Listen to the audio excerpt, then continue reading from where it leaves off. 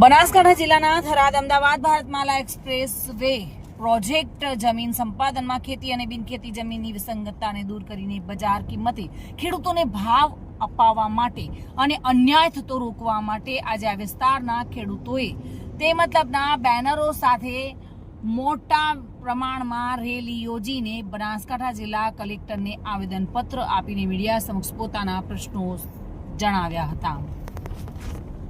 અમારા ગામમાં ભારતમાલા રોડ આવેલો છે। અમારી ખેડૂતની જમીન 21 રૂપિયાના ભાવે અને પાણીના અને સાસના ભાવને અમારી જમીન લીધેલી બેઠેલી સરકાર આજે ખોટું અન્યાય કરી રહી છે। ખેડૂતમાં 2019ની અંદરમાં અમારા જોડની ભારતમાલા રોડનો સર્વે થયેલો છે અને 21 અને 22 એક દિવસમાં બેઠેલી સરકારે ભાજપના માણસ આગેવાનો મહિલા અંદરના માણે છે એને કરી અને 4300 રૂપિયા અને 5000 રૂપિયા એ ફૂટના લીધેલા છે।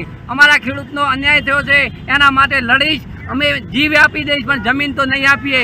અમારી જમીન એ અમારી માં છે, અમારી માં ગદારી આ બેઠેલી સરકાર ભાજપે કરેલો છે, અન્યાય કરેલો છે।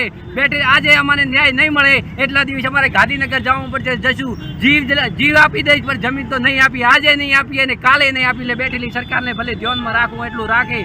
આ બેઠેલા અંદરના મોટા મોટા માણસો ખેડૂતોની જમીન મારા બાજુમાં જમીનને 1 હેક્ટરના રૂપિયા 7 કરોડ રૂપિયા થરાદથી અમદાવાદ એક્સપ્રેસ હવે નીકળે એની રેલીમાં મને આજે પાલનપુર રેલી કાઢવા ટ્રેક્ટર સહિત રેલીઓ લઈને આવ્યા હતા ખેડૂતો બધા।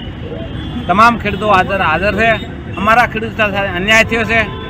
જે ખેડૂતોને 21 રૂપિયા વળતર આપ્યું છે એને વાળા 4355 રૂપિયા આપ્યું છે મીટરનો ભાવ। એ તો અન્યાય થયો ને ખેડૂતને। એ ખેડૂતોને સરકારના બધા સરકારના દીકરા એકે દીકરો કાપાસો હોય નહીં, ખેડૂતો ના કીધા છે। આની અંદર નેતાઓ અને કર્મચારીઓ અધિકારીઓ બધા મળેલી ભક્તિ છે।